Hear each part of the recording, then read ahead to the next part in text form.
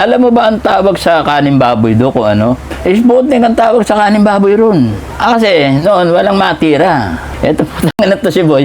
Sabi ni Boy, tama naman, putang ninyo kahit magkakaning baboy. Pag wala akong narinig na papatayin ko kayo. Baba, nakita yung tao ni Inspector Castañar sa dos. Binira ngayon ng tatlo.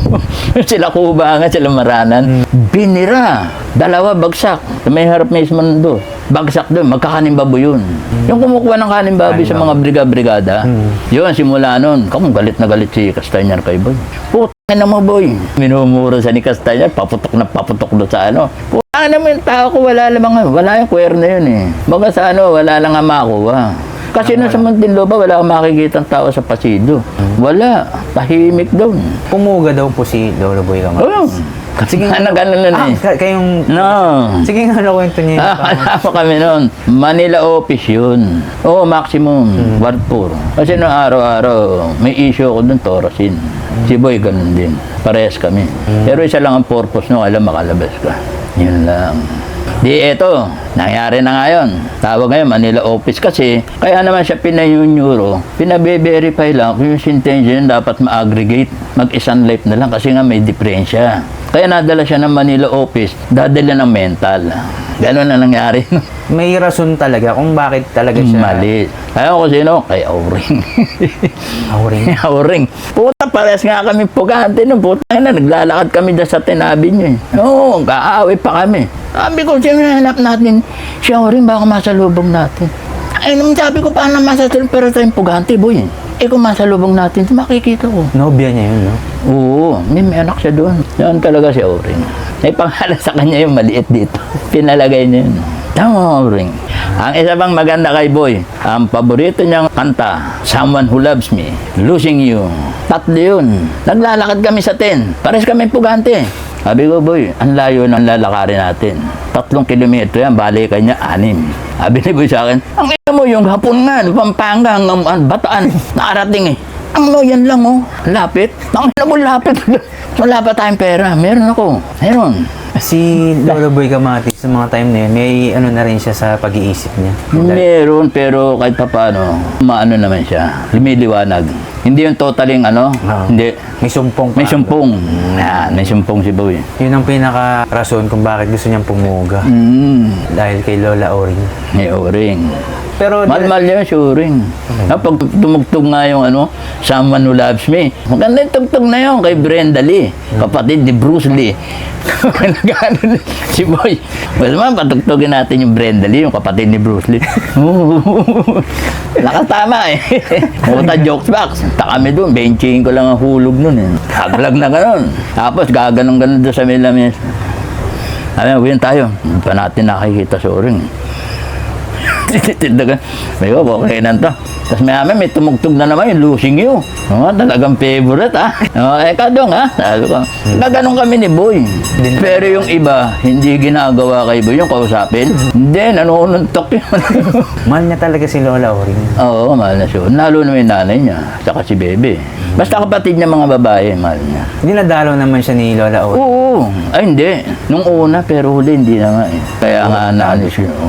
Posibleng rason yun kung bakit nagkorumentado. Pero masarap kasama si Boy. Matatawa ka lang. Nung pinasyalan namin dyan ni Dillinger, nakatempuhan namin sa labas. Pinapasyalan ako ni Dillinger dito eh. Andun yan, nakaupo yan, nakaganon yan dun. Puta, natempuhan namin. Kasi pagka minsan, pupunta kami dalawa ni Dillinger ni Bulag. Pagdating doon, nasa lubang namin tatay niya. Huwag niyo nang balahin si Boy. Kasi baka mami, kung ano mga isip niyan, okay na yun. Huwag niyo na yan. Minsan natempuhan namin. Gusto talaga makausap ni Bulag. Kala niya makakausap niya maayos. Sabi nga ni Boy sa kanya, nung nakita kami doon, punta, nagsama ka, bulag pa. Putang ina, wala pera yan. Sabi ni Dillinger, tayo, may yata ang kausap yun. Ayun tayo. Kape, garilyo. Naliti ko man ni garilyo. Sunod-sunod yun. Kaya naawat ko, tigil mo, wala ka na reserva, ma'am niya. Tigil. Walang ibang nakakausap si Boy dito. Kahit nasa Muntinlupa, ako lang.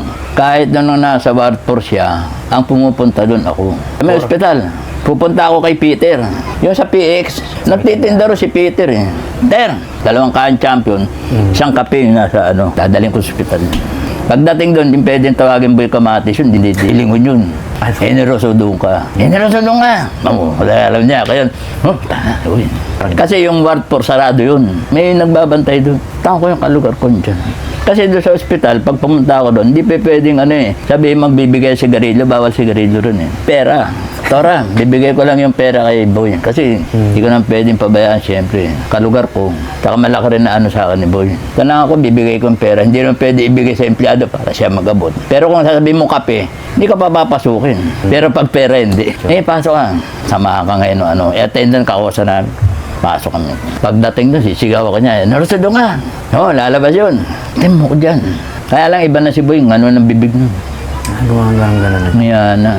Meron kaming narinig na kwento na naturukan daw po sa Torasin nga daw po, yung gamot na pang buang kaya. Umiinom ako ng Torasin dati doon. So may supply akong Torasin. Magkakasama nga kami yan eh. Hindi, nahalo nga namin sa tuba yung issue ko. Sa tuba namin nilalagay eh. Para malakas tama. Pero pangkalma lang yun. Ang sinasabi, naturukan daw ng mga gamot na pang buang. Totoo yun. Kaya lalo daw umano yung... Hindi talagang kasi si Boy may sumpong lang. Pag sinumpong yung grabe ko sumpongin. Pero pag kalmante yun. Oo, makita mo ngayon pag bihis na bihis pa eh. Oo, nakaporma pa eh. Tapos gagano pa doon sa may pinto yun. Neroso doon ka. Tatayo yun.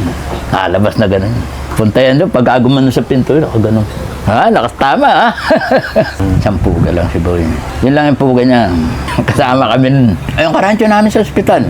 Ako, si Commander Bulong, saka si Boy. Nirespeto rin siya dun sa... Oo, matanda na si Commander noon. Diabetic. Taka high blood na stroke. Kaya nasa ospital. Ayan, Commander Sumulong. Ako, nandito. Pero si Boy, nasa ward 4. Dito siya. May upo andun. Andun niya sa sulok. Abi, dito ka umupo. Ayaw umupo talaga na sa ganyan. Open, ayaw niya. Doon niya sa sulok. Dito ko. Kaya pag umupo yan, nakaganyan yan. Tingin niya lahat yun. Pag naglakad yan, puro gilid yan. Grabe gulang niya, Oo. Hindi umuupo ng yun. Yung may pepwestuhan ka, wala. Doon niya nakasandal. Ay, dito ganun. Kita niya lahat. Ganong gulang nun. Oo, mahal niya siya. Kasi nga may anak siya nun eh. Sabi nga siya, hindi maniniwala. Nung sa 10, lakad kami niyan. Dulo. Sabi ko, Boy, baka sumasa ka yun. Lampere. Hinahanap niya talaga. Nahanap niya. Doon din siya uring. Nabuksan na kaya nililinaw lang. Kasi marami ding ibang mali eh. Sa mga nasasabing kay Boy. Kumbaga si Lolo Boy, meron din siyang mabait na... Oo, may bait na portion yan. Hindi, Mabait na side. hindi. Pagkagaling sa Puga, umuwi ng Muntinlupa. Hinatid nila bebe yun. Hinatid ng kapatid niya, sinurrender yun. Hindi pwedeng dito ka Boy. Hindi naman kinukonsiti ng kapatid niya niya. Pag pinagalitan nga ni bebe, tiklop kay bebe yun. Ako ganun lang. Ate niya yun, ate niya. Oo, ate niya. Mas matanda sa kanya yun. Pero hindi naman papayag yung 12 na iba mang dadala. Sigurang talaga na nalagay. Ang pumalit. Yun, nagkaroon na ng bosyo yun. Ito, sigurang. Ito, kabuslay. Ito yung kabuslay.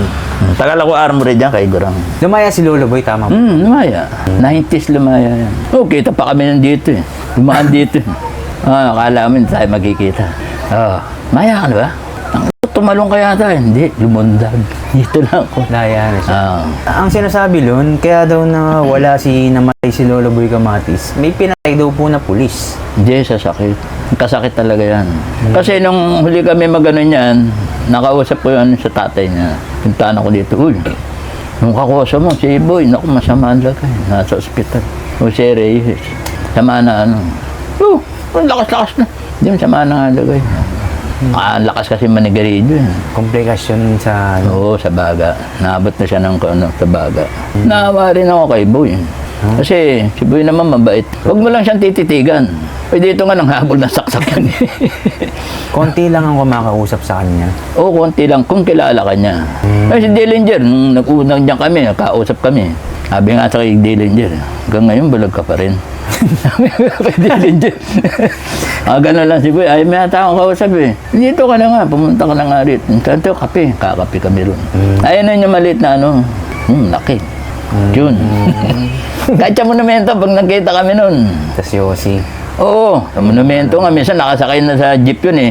Puta na tumugtog yung Someone Who Loves Me. Puta na, ginawa yung bahay doon sa jeep eh. Bumaba.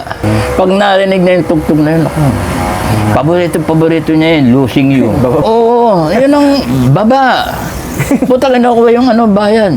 Puta, mantik pa mapaaway kami dun eh. Tapos pumunta doon sa may pwesto ron. Puta yung pamahay, binili ng kape. Ng kape. Nag-sound trip dun saan?